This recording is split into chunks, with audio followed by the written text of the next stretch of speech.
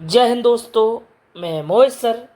और आज हमने करंट अफेयर्स के 50 क्वेश्चन लिए, बिल्कुल मोस्ट इम्पॉर्टेंट क्वेश्चन लिए हैं। इससे पूर्व भी हम एक वीडियो बना चुके हैं, 50 क्वेश्चन का वहाँ पर वीडियो करंट अफेयर्स का बनाया है। और इस बार भी मैंने 50 क्वेश्चन लिए हैं। और जितने भी हम 2 या 3 दिन में जितने भी वीडियो देंगे आपको करंट अफेयर्स के, वो बिल्कुल महत्वपूर्ण आपकी करंट अफेयर्स होगी। और इसके ही आसपास आपके क्वेश्चन रहेंगे, और कुछ क्वेश्चन तो आपके डायरेक्ट आपको एग्जाम में देखने को मिलेंगे। तो आओ स्टार्ट करते हैं आज की करंट अफेयर्स। संभव ऐप ये किसके लिए स्टार्ट किया गया? इंडियन आर्मी के लिए इसको स्टार्ट किया गया है। और किसके लिए किया गया है? कि सेना को बेहतर निर्णय लेने में सक्षम बनाने के लिए इसका प्रयोग किया जाएगा। किसका? संभव ऐप का। और किसका है? इंडियन आर्मी का। जो आपसे पूछा जाता है कि किस मंत्रालय है, या किस सरकार का है, या फिर किस आर्मी का है, या किस सेना का, इस प्रकार से आपसे क्वेश्चन पूछा जाता है। तो संभव ऐप किसका है?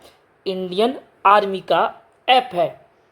चौधरी चरण सिंह भारत रत्न 2024 प्रदान किया गया। और 2024 में 5 लोगों को भारत रत्न मिला है, और जिसमें उत्तर प्रदेश से जो संबंधित हैं चौधरी चरण सिंह संबंधित हैं।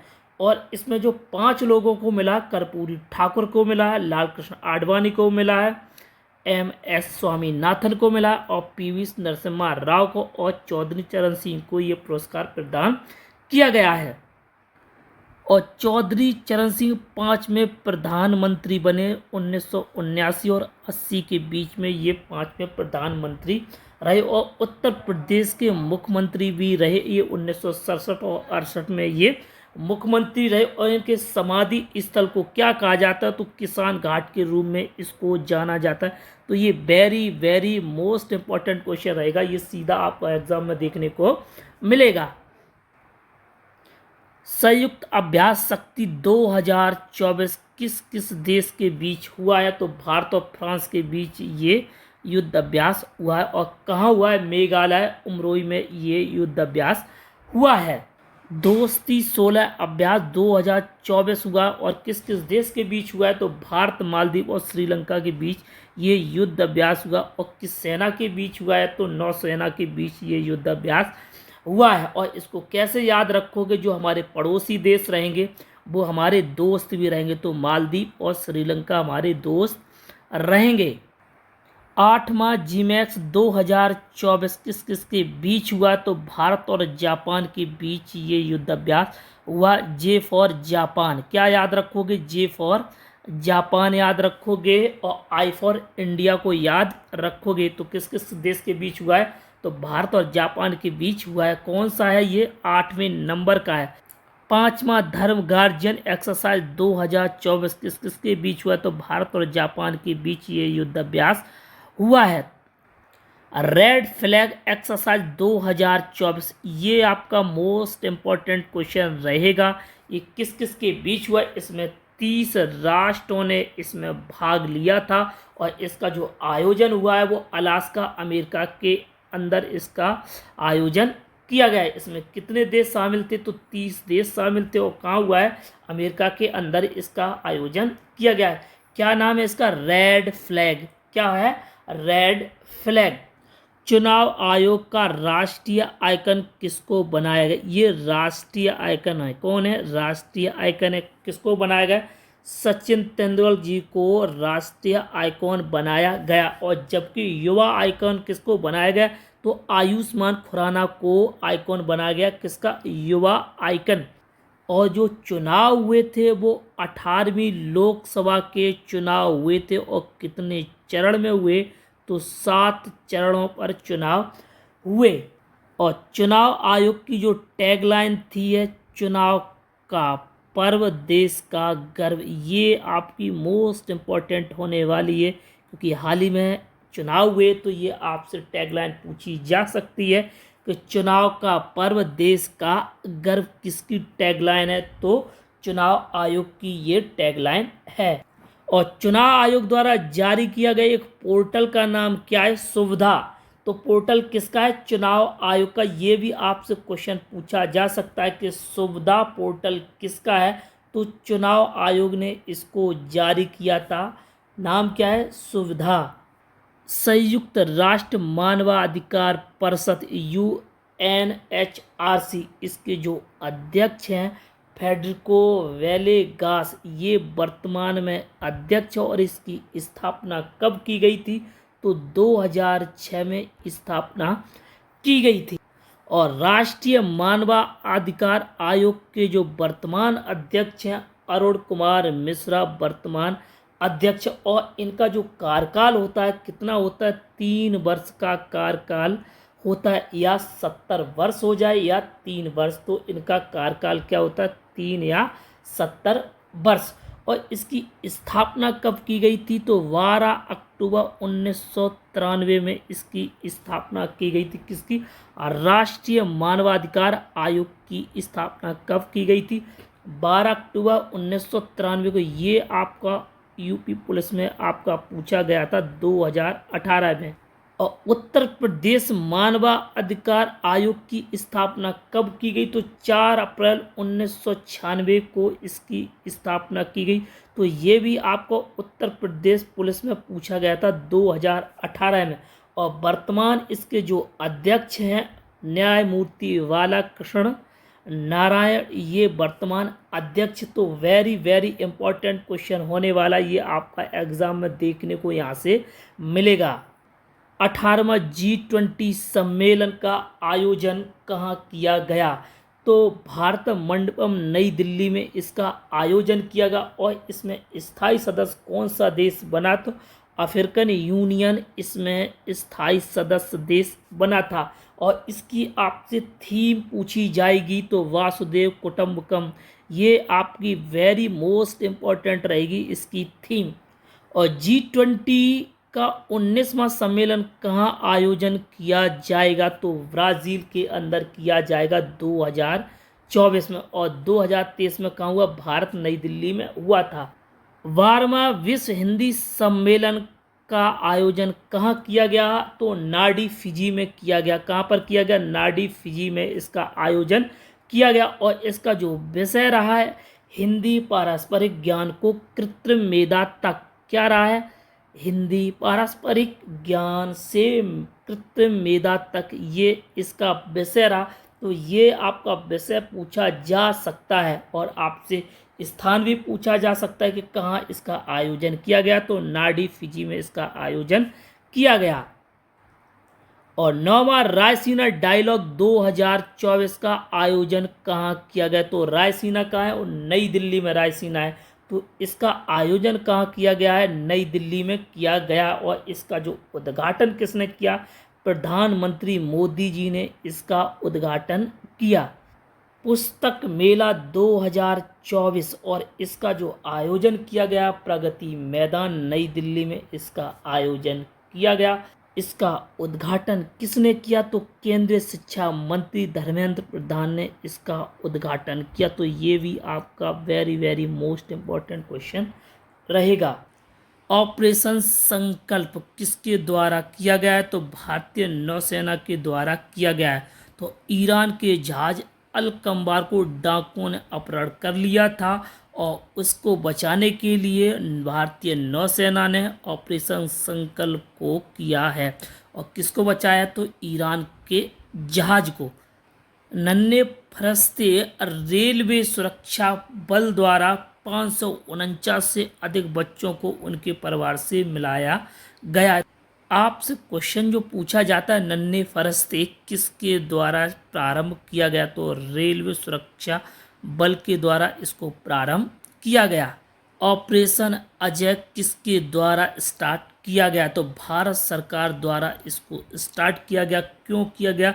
इजराइल और हमास के बीच जो युद्ध हुआ था उसमें जो भारतीय लोग फंसे थे उनको बचाने के लिए ऑपरेशन अजय प्रारंभ किया गया था। ऑपरेशन त्रिनेत्र सुरक्षा बल ने जम्मू कश्मीर के पुंछ में छिपे आतंकियों को ढेर करने के लिए ये ऑपरेशन चालू किया गया था ऑपरेशन त्रिनेत्र। तो ये आपका मोस्ट इम्पोर्टेंट क्वेश्चन रहेगा, कौन सा? Operation Trinetra. Operation Ganga, operation Ganga Bharat सरकार द्वारा युद्धग्रस्त यूक्रेन में फंसे भारतीय नागरिकों को और छात्रों को वापस लाने के लिए प्रारंभ किया गया था ऑपरेशन गंगा। अंतिम बजट फरवरी 2024 में प्रस्तुत किया गया। तो उस बजट में ये बताया गया कि 2047 तक भारत को विकसित बनाने के लिए काम किया जाएगा। पीएम सूर्य घर मुफ्त बिजली योजना ये स्टार्ट की गई है, प्रधानमंत्री मोदी द्वारा इसको स्टार्ट किया गया है कि 1 करोड़ घर के छत पर सोलर पैनल लगाए जाएंगे, जिससे 300 यूनिट तक बिजली निःशुल्क प्रदान की जाएगी।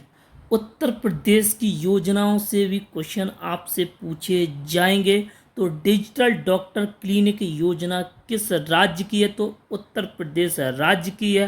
और किसके उद्देश्य से इसको स्टार्ट किया गया? तो राज्य में स्वास्थ्य सुविधाओं तक सार्वभौमिक पहुंच, यानी प्रत्येक व्यक्ति तक सुविधाएं, स्वास्थ्य सुविधाएं पहुंचाई जाएंगी। पंचामृत योजना, इसका जो मुख्य उद्देश्य था कि गन्ने की खेती में तकनीकी का प्रयोग करना। नंद बाबा दुग्ध मिशन योजना ये किस राज्य की योजना? तो उत्तर प्रदेश राज्य की योजना है। और दुग्ध उत्पादन को बढ़ावा देने के लिए उत्पादकों को उचित मूल्य देना और दुग्ध बेचने के अवसर प्रदान करना, ये किस राज्य की है? तो उत्तर प्रदेश राज्य की यह योजना है। नंदनी कृषक समृद्धि योजना यह किस राज्य के? ये भी उत्तर प्रदेश की है। गौवंशीय पशुओं के दुग्ध उत्पादन को बढ़ने और किसान की आमदनी को दोगुना करने के लिए ये योजना स्टार्ट की गई है। बाल श्रमिक विद्या योजना ये किस राज्य की योजना है? ये उत्तर प्रदेश राज्य की योजना है। इसमें 8 से 18 वर्ष के बच्चे, जो बच्चे श्रम कर रहे हैं, श्रमिक कर रहे या अनाथ बच्चे हैं, उनको स्कूली शिक्षा प्रदान करना। और इनकी बच्चों की शिक्षा छूट जाती है जो श्रम कर रहे होते या उनके गार्जियंस एक्सपायर हो जाते हैं, तो उसके लिए ये इसको स्टार्ट किया गया है, बाल श्रमिक विद्या योजना। मुख्यमंत्री कन्या सुमंगला योजना ये किस राज्य की योजना? तो उत्तर प्रदेश राज्य की यह योजना। इसमें जो राशि प्रदान की जाएगी, पहले इसमें राशि 15,000 थी, अब इस राशि को 25,000 कर दिया गया। मुख्यमंत्री कन्या सुमंगला योजना किस राज्य की? उत्तर प्रदेश राज्य की है। भारत की यूपीआई सेवा किस किस देश में स्टार्ट हो गई? तो श्रीलंका और मॉरिशस में इसको स्टार्ट कर दिया गया। और रुपे कार्ड सेवा योजना ये कहाँ पर स्टार्ट की गई? तो मॉरिशस के अंदर इसको स्टार्ट किया गया। तो यूपीआई कितने देशों में है? तो श्रीलंका और मॉरिशस में। और रुपे कार्ड किस में है? तो ये मॉरिशस में ओनली है। किस में है? मॉरिशस। ये कार्ड है तो आपका मॉरिशस है, और यूपीआई है वो श्रीलंका और मॉरिशस है। केरल राज्य भारत का पहला ऐसा राज्य है जिसको डिजिटल बैंकिंग राज्य बन गया। कौन सा राज्य बन गया? डिजिटल बैंकिंग राज्य बन गया। कौन सा? केरल राज्य, जिसने खुद की अपनी इंटरनेट सेवाएं प्रारंभ करने वाला पहला राज्य केरल ही बन गया है। महाराष्ट्र राज्य एफडीआई प्राप्त करने वाला शीर्ष राज्य बन गया है। कौन बन गया? शीर्ष राज्य कौन है? महाराष्ट्र। और उत्तर प्रदेश का जो स्थान आता है एफडीआई प्राप्त करने में, 11वां स्थान आता है उत्तर प्रदेश का। और सबसे ज़्यादा भारत में जो एफडीआई प्राप्त होता है वो सिंगापुर से सबसे ज़्यादा भारत में एफडीआई प्राप्त होता है। उत्तर प्रदेश भारत की दूसरी सबसे बड़ी अर्थव्यवस्था बन गया। तो पहले स्थान पर कौन है? महाराष्ट्र पहले स्थान पर है, और उत्तर प्रदेश दूसरी भारत की सबसे बड़ी अर्थव्यवस्था वाला राज्य बन गया है। वित्त मंत्री निर्मला सीतारमण ने श्रीलंका के त्रिकोमाली में भारतीय स्टेट बैंक की एक शाखा का उद्घाटन किया। तो किसने किया है? सीतारमण जी ने इसका उद्घाटन कौन से देश में किया? तो श्रीलंका देश में किया। और किस शाखा का किया है? तो भारतीय स्टेट बैंक शाखा का किया है। भारत विश्व स्तर में दूसरा सबसे बड़ा इस्पातक निर्यातक देश बन गया। इस्पात का सबसे बड़ा उत्पादक देश कौन है? तो चीन। और दूसरे नंबर पर कौन है? ये भारत है। दूसरे स्थान पर कौन है? भारत है। भारत की पहली हाइपर वेलोसिटी विस्तार सुरंग प्रशिक्षण सुविधा आईआईटी कानपुर के द्वारा विकसित किया गया। तो ये वेरी वेरी मोस्ट इम्पोर्टेंट, इस क्वेश्चन को लगा लीजिए। और किसने विकसित किया है? आईआईटी कानपुर ने इसको विकसित किया है। और इस तकनीक का मुख्य जो उद्देश्य है कि हाइपरसोनिक क्रूज मिसाइल को सटीक निशाने के लिए इसे तैयार किया जा सकेगा। तो सटीक निशाना के लिए ये हाइपर वेलोसिटी विस्तार प्रशिक्षण प्रदान किया जा रहा है। किसके द्वारा? आईआईटी कानपुर के द्वारा इसको विकसित किया जा रहा है। उत्तर प्रदेश का लखनऊ भारत का पहला एआई सेंटर बनने जा रहा है। कौन? लखनऊ। तो ये भी आपका very very most important question रहेगा। आईआईटी कानपुर में कृत्रिम वर्षा के लिए एक परीक्षण उड़ान का आयोजन किया गया। तो कहाँ पर किया गया? आईआईटी कानपुर के अंदर किया गया है। तो ये भी आपका वेरी वेरी इम्पोर्टेंट क्वेश्चन रहेगा। सीडेक पुणे में स्थापित भारत का आई सुपर कंप्यूटर एरावत को शीर्ष 500 में जो स्थान प्राप्त हुआ है वो 75वां स्थान प्राप्त हुआ है। यानी कि भारत का सबसे सुपर कंप्यूटर है एरावत और विश्व का सबसे सुपर कंप्यूटर है फ्रंटियर। और ये फ्रंटियर है अमेरिका का सबसे सुपर कंप्यूटर है। एशिया के सबसे बड़े 4 meter international liquid mirror telescope इसको उत्तराखंड के देव स्थल में इसको लॉन्च किया गया है। तो ये भी आपका वेरी वेरी इम्पोर्टेंट है क्योंकि ये एशिया का पहला है। कोचीन शिपयार्ड वाराणसी में पहला हाइड्रोजन सेल कैटामारन पोत का निर्माण किया जाएगा। और ये 2025 में कुंभ का आयोजन किया जा रहा है, वहाँ पर इसका प्रयोग किया जाएगा। कैटामारन पोत का प्रयोग किया जाएगा किसमें? वाराणसी के अंदर।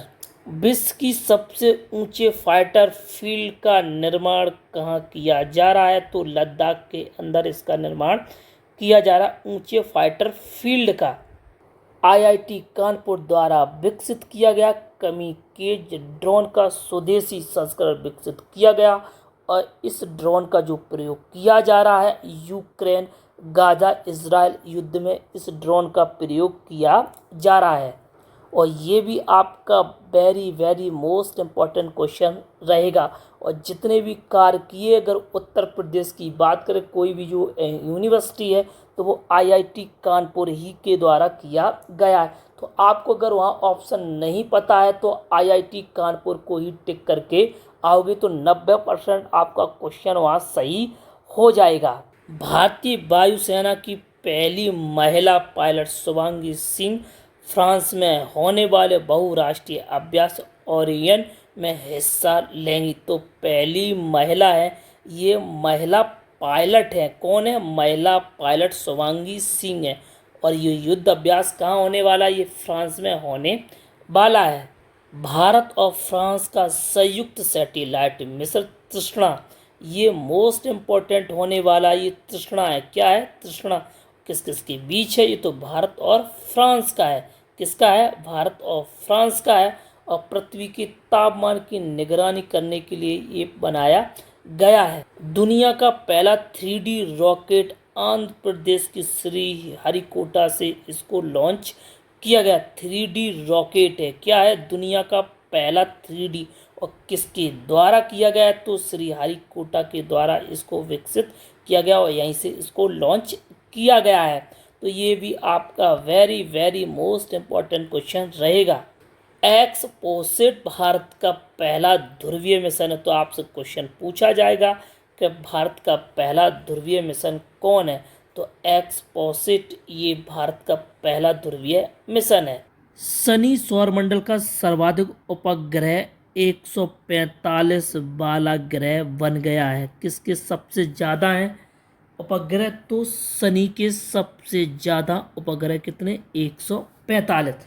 इसरो ने आंध्र प्रदेश में सतीश धवन अंतरिक्ष केंद्र से 36 उपग्रह के साथ भारत के सबसे बड़े launch vehicle mark 3 LVM-3 rocket wave India 2 mission को सफलतापूर्वक लॉन्च किया।